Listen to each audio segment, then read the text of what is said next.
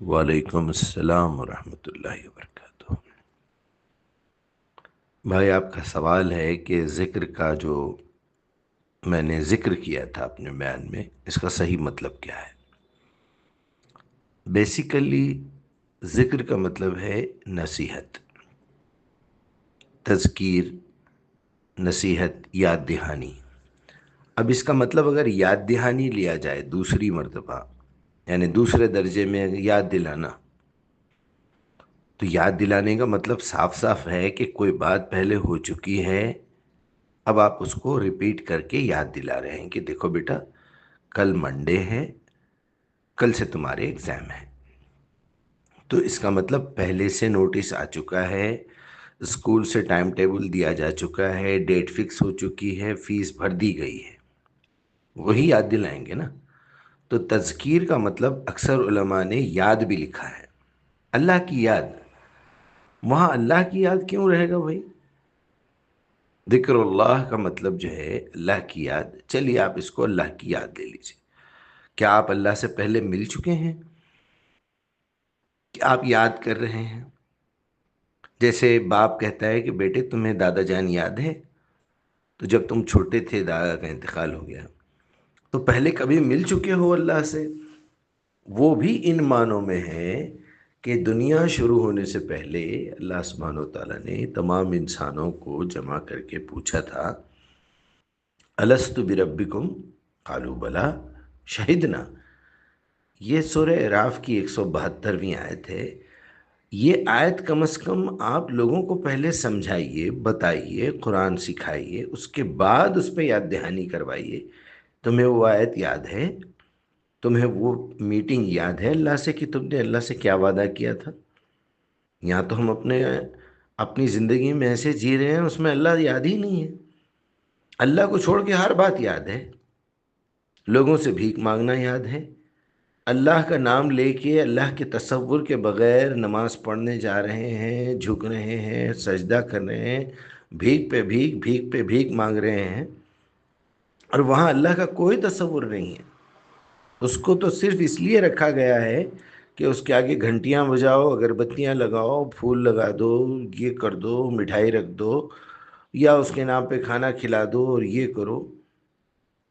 मरने के बाद कहते हैं लोग कि भाई वो ज़ियारत का खाना मेरी तरफ से है, वो फलां मेरी तरफ से है, वो फलां मेरी तरफ से है।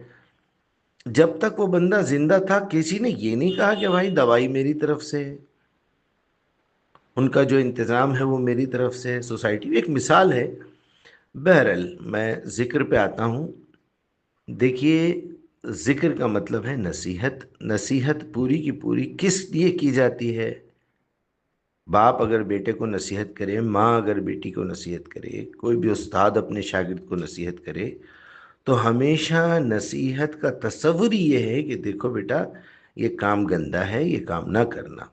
देखो बेटा, ये चीज़ अच्छी नहीं है, ये मत खाना, इससे तुम्हारी सेहत खराब होगी।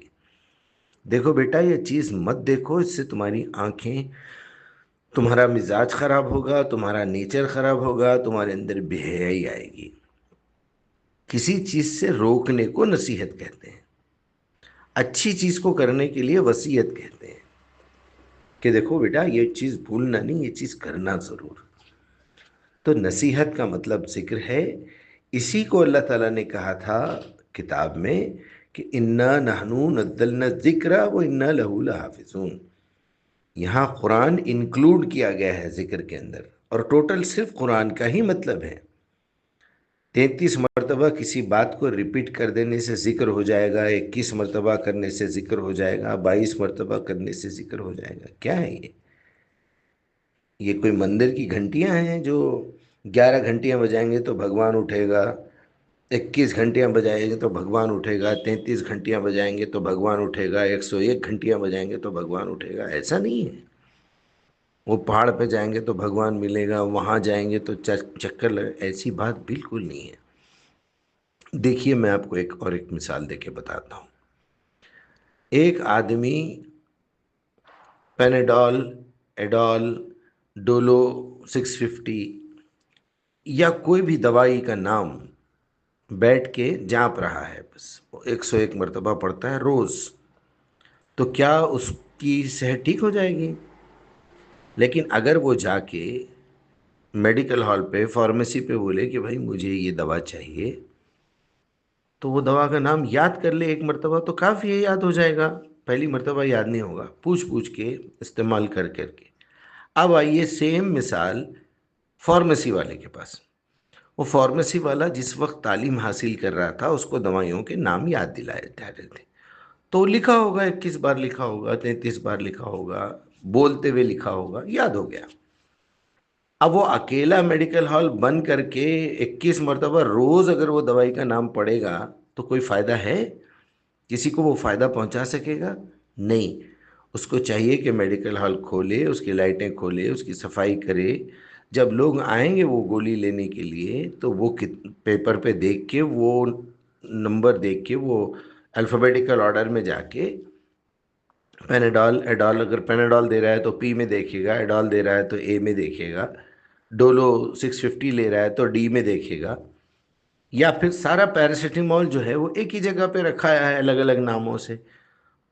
تو بالکل اسی طرح جب آپ قرآن کی دعوت دیں گے، قرآن کی آیتوں کو لوگوں میں ذکر کرو گے، لوگوں میں جا کے پھیلاؤ گے، لوگوں میں اس کا ذکر کرو گے، تو یہ ذکر ہے۔ اکیلے میں جو ذکر کیا جاتا ہے وہ صرف لرننگ پوائنٹ آف ویو سے ہے۔ کسی نے آ کے پوچھا ہوگا رسول اللہ سے کہ یا رسول اللہ یہ لفظ مجھے یاد نہیں ہو رہا ہے، یہ لفظ میری زبان پہ چڑھ نہیں رہا ہے، یہ لفظ مجھے لکھنا نہیں آ رہا ہے، تو آپ نے کہا ہوگا بھائی پہلی مرتبہ، دوسری مرتبہ، 2-3 دن اس کو جو ہے 21 مرتبہ 33 مرتبہ پڑھو، یاد ہو جائے گا۔ یاد ہو جانے کے بعد یہ روز بیٹھ کے ہر نماز کے بعد استغفر اللہ استغفر اللہ استغفر اللہ، اس کے بعد 33 مرتبہ سبحان اللہ، 33 مرتبہ الحمدللہ، اور 33 مرتبہ اللہ اکبر، پھر لا حول ولا، کیا کیا پاگل پن ہے یہ؟ کیا آپ کبھی رسول اللہ ایسا کہیں گے کہ تم زندگی بھر یہ رٹا مارتے رہو؟ ارے میرے بھائی، سبحان اللہ جہاں استعمال ہوا ہے قرآن میں وہاں سے وہ آیتیں نکالیے۔ جب یہ سبحان اللہ لکھنا آ جائے، بولنا آ جائے، پڑھنا آ جائے، پھر سبحان اللہ پہ کام کیجئے، دیکھیے سبحان اللہ قرآن میں کہاں کہاں لکھا ہے، اس کے آگے پیچھے کیا بات ہو رہی ہے۔ سبحان اللہ اما یشرکون ہے، سبحان اللہ اما یکفرون ہے، سبحان اللہ اما یقولون ہے، کہ پاک ہے وہ ذات اس بات سے جو کہ یہ لوگ شرک میں کر رہے ہیں کہ وہ عیسیٰ اللہ کا بیٹا ہے، مریم اللہ کی بیوی ہے۔ پھر پاک ہے وہ ذات ان باتوں سے جو یہ لوگ کفریاں بیان کر رہے ہیں، پاک ہے وہ ذات اس بات سے کہ یہ بکواس جو کیے جا رہے ہیں۔ تو آگے پیچھے دیکھنا چاہیے، دیکھنا چاہیے سبحان اللہ کا لفظ کتنے مرتبہ قرآن میں استعمال ہوا ہے، کن مقامات پہ ہوا ہے، کن میننگ میں ہوا ہے، وہ لوگوں کو سمجھانا چاہیے جا کے۔ آپ میڈیکل ہال بند کر کے دوائیوں کے نام رٹے مار رہے ہیں، یہ ہے میرے بھائی۔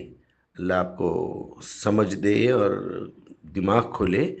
یہ مولوی اور یہ صوفی لوگ اسی کو ذکر سمجھتے ہیں۔ اللہ تعالیٰ نے باضابطہ کتاب کو سمجھ کے تلاوت کر کے، تلاوت کا مطلب ہے سمجھ کے عمل کرنے کی نیت سے، سمجھ کے اس کو فالو کرنا۔ اتلو ما اوحی الیک من الکتاب واقم الصلاۃ ان الصلاۃ تنہی عن الفحشاء والمنکر۔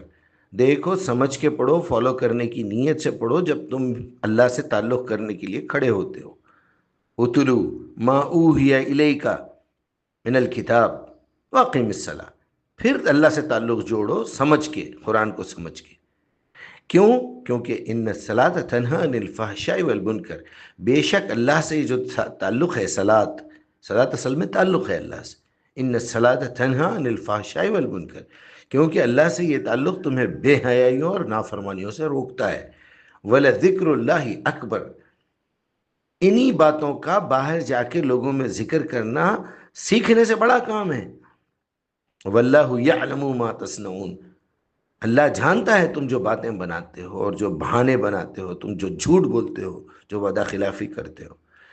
کوشش کیجئے بات کو سمجھنے کی۔